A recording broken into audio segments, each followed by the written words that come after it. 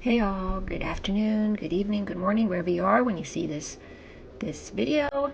Thank you for joining me, Dorothea, on Through an Orthodox Christian Lens. It's July 19th, 2025. I have some really interesting and fascinating information to share with you today, according to me, how I see it. Hopefully you'll feel the same way. We're going to go over a few articles of what's going on with Ukraine on the conscription issue, and then I'm going to share some prophecies. Okay, so let me go to, and these are ones that I have not seen before. I just brought them up. I'd seen a little section, but not all of the other information, so I'm excited to share it with you. Okay, here's the first article I want to share, and it's going in order of the dates. So this is July 9th, 2025. Ukrainians tip off Russia on draft office locations, senior official says. That was on July 9th. Ukrainian citizens have provided Russia with the coordinates of local enlistment offices on multiple occasions. Andrei Kovalenko, the head of Ukraine's Center of Countering Disinformation, claims. The senior official made the remarks on Tuesday, warning the country's citizens against disclosing the locations of recruitment centers while threatening them with legal action if they do. There have been cases where Ukrainians have sent information to enemy Telegram bots. This is true. These people are already known to Ukrainian special services. Whoa. Be careful, Ukrainians. In recent days, the Russian military has attacked multiple Ukrainian enlistment offices, which are officially known as territorial centers of recruitment and social support. In its daily briefing on Monday, the Russian Defense Ministry mentioned that TCRs had been among the targets attacked, without providing any further detail. Multiple videos circulating online indicate that Jiran 2 kamikaze drones were primarily employed in carrying out the strikes. Enlistment offices have reportedly been hit throughout Ukraine, including in Kharkov, Kremenchug, Poltava, the Ukrainian-controlled Russian city of Zaporozhye, and other locations.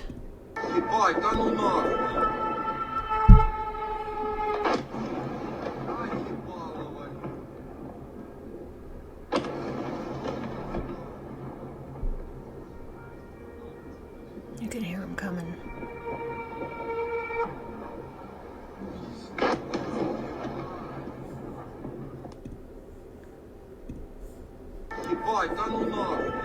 Okay. Online footage suggests that Russia's strikes on TCRs have been welcomed by some Ukrainians, with onlookers heard cheering the attacks.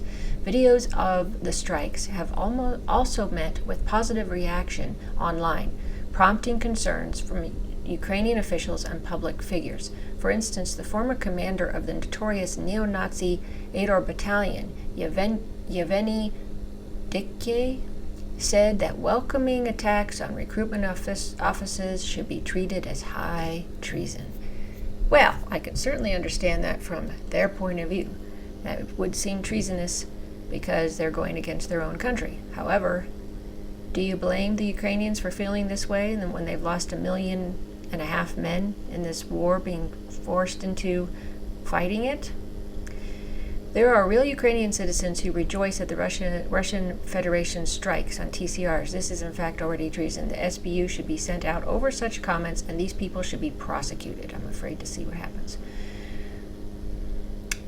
Ukrainian mobilization has grown increasingly chaotic and violent over the years of the conflict. Numerous videos circulating online show enlistment officers chasing would-be recruits down the drain. So anyway, we know all that.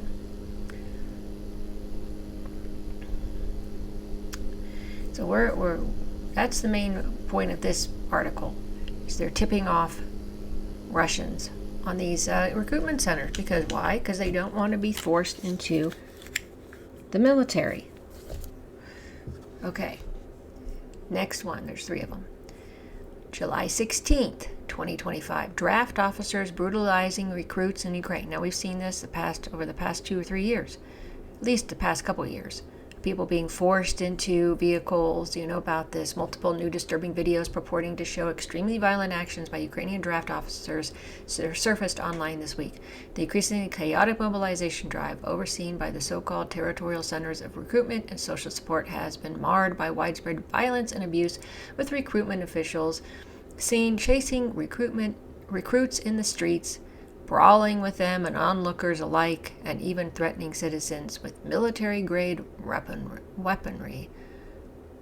The officers are seen violently beating their victim and repeatedly smashing him with the car's door. Good Lord, I haven't seen this. I'm afraid to.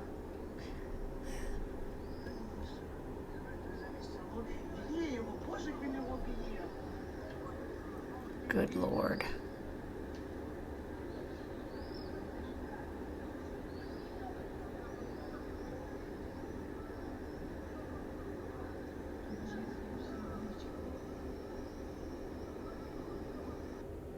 Good grief. Another video reportedly taken in the Black Sea port city of Odessa shows a group of officers trying to pack a draftee into their bus. The man appears to be heavily beaten, with his clothes torn and stained with dirt.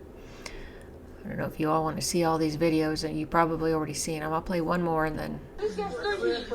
Ребята, нельзя так бить! Нельзя! Нельзя бить! Ну зачем вы так бьете? Что вы делаете с человеком? Зачем? Да поговорите с ним! Поговорите просто! Чего снимаете? Хочу и снимаю. А ты зачем бьешь? Зачем ты это делаешь? Good Lord. So, I want you to understand that, as you probably already know, this is going on. Good Lord. This is a fresh video out of Dnipro. We can't pronounce the whole thing. Mass brawl between a group of teenagers and several men believed to be draft officers. The plainclothes TCR officials are confronted by onlookers as they attempted to pack a man into their unarmed vehicle. Good Lord. Unmarked vehicle. So, it launched early in the conflict. Terrible. By the way, they've been doing that with Orthodox, the canonical Orthodox, Ukrainian Orthodox Church. They've been trying to get bishops and priests conscripted as well, even though they're not allowed to fight or be in the military. That's part of the rules as a clergyman. So, last story here. Excuse me. This just happened July 18th, yesterday.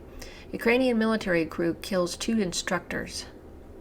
Ukrainian military recruit has fatally shot 2 instructors during a training exercise in the Chernigov region. Police confirmed on Thursday after details leaked about the case. The authorities said the suspect opened fire with an automatic weapon on a group of military personnel the day before. He faces a potential life sentence for premeditated murder, according to the statement. The shootings took place at a training range and were initially reported by Artem Dmitruk, a fugitive member of the parliament, an outspoken critic of Kiev's mobilization policies. This person alleged that incidents like this are frequently covered up by military officials. In a post on social media, he had published what appeared to be an internal report naming the location, the suspect, and the 2 deceased instructors. A 3rd instructor was reportedly targeted but was not injured. All 3 were identified as sergeants participating in a live ammunition drill, the document stated. The report was subsequently shared by other outlets before it was confirmed by law enforcement. Kiev has relied on mandatory conscription to offset battlefield losses in its ongoing conflict with Russia, as you know. So that is terrible, but again, why do you think this is happening? Because these people do not want to go into the meat grinder, which is what this is. They are being put into the meat grinder. And they in this war on the lines with Russia. Do you really blame them for feeling that way? I sure would feel that way. I wouldn't want to do it. I'm sure you probably could sympathize with that, I would think. So that's the 3 stories I wanted to share with you on that. Okay, so now we're going to go to Elder Jonah, his prophecies. I had mentioned him before in another video a few weeks back, but there's some more details I want to share on that. I'm going to show you the original one I shared with you and then some more information. So the original one I shared with you was this one that Metropolitan Neophytus had talked about him, and as a matter of fact, he brought him up in the newest video of him as well. And perhaps I'll play that just so you can see that as well. But he says, an Ukrainian saint has said this. You have it online also. Holy Elder Jonah. Look it up. Holy Elder. He reposed a few years ago, 18 December 2012. Yes. Okay, so he was born a long time. He lived a long time, okay? So he died in 2012. He is the Ukrainian Paisios and Porphyrios. Those are two modern, huge saints out of Mount Athos in Greece. Well, really well known in the Orthodox faith. And this is what he said. So this is what Elder Jonah had said in one of his prophecies. People from outside will confuse us and make us fight each other. We will fight against our Russian brothers. Oh, what a war will that be. Just in a matter of days, the Russian army will get to Kiev, and there will be such joy for the Ukrainians who will impatiently wait for the Russian army, because in this way, all the political and church issues of Ukraine will be resolved. Now, I was always questioning this part. I'm sure you are. This took a few days. Well, they did make it to Kiev in a few days, and there was going to be a deal, and that didn't happen. So I thought, well, maybe he didn't see that, or maybe he's not using I don't know how he came up with that, but in this quote, that's what he says, okay? Now, what I find interesting is, I'm just going to play you the little part with Metropolitan Neophytus. People like to see this off of his channel. The person that's running the channel does all of his videos. He's a great guy. Okay, so if you want to follow it. This is what he says on the issue. I'm going to read it because, it's in Greek. He says, shall I say a couple of things about the Ukrainian issue? I'll turn it on, but low, because...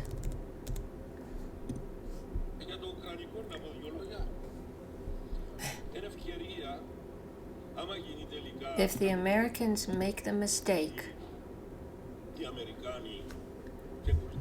and stir up the Turks to help the Ukrainians, and in turn the Ukrainians are deceived and go to war with Russia, do you know what the prophecy says? The one that belongs to a Ukrainian prophet, Elder Jonah of Odessa.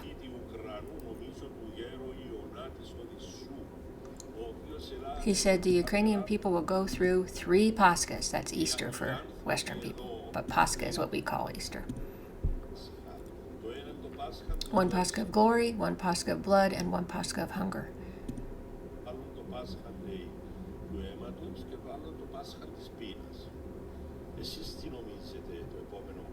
What do you think the saint told me the next Pascha of 2022 will be? The one of glory? Now I remind you that this was from 2021. So this is before this war started. I mean, Metropolitan Neophytus. Let me clear that up. As you can see on the screen, he's talking in I believe, I don't know if they did this European style, this date, or American, but it's either April 2021 or July 2021. Okay? This is a prophecy of a Ukrainian saint. You can find it online, yes? Go online and look it up. Holy man, he fell asleep in 2012. Okay.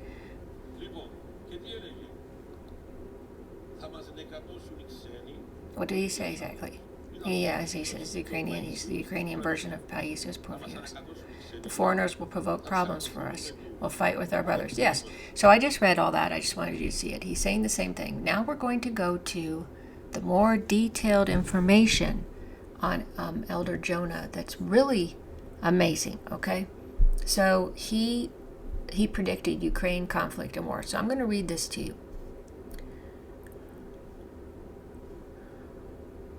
Okay.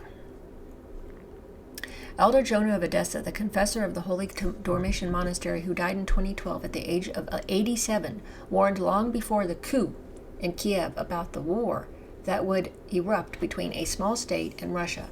The war, he predicted, would sow chaos in the world and spread spiritual spite around Ukraine.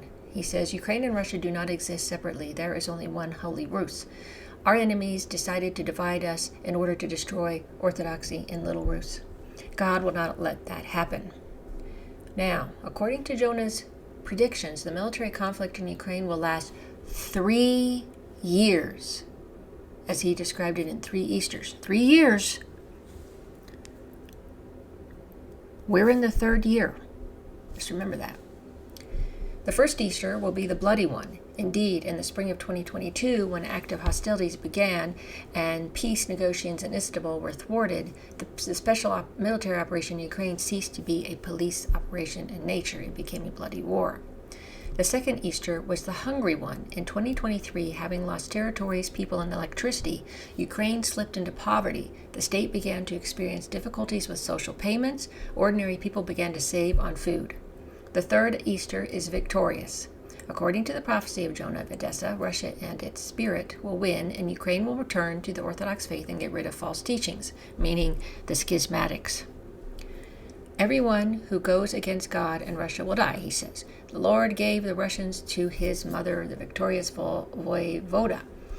Whoever remains alive will have a good life, he says. He predicts.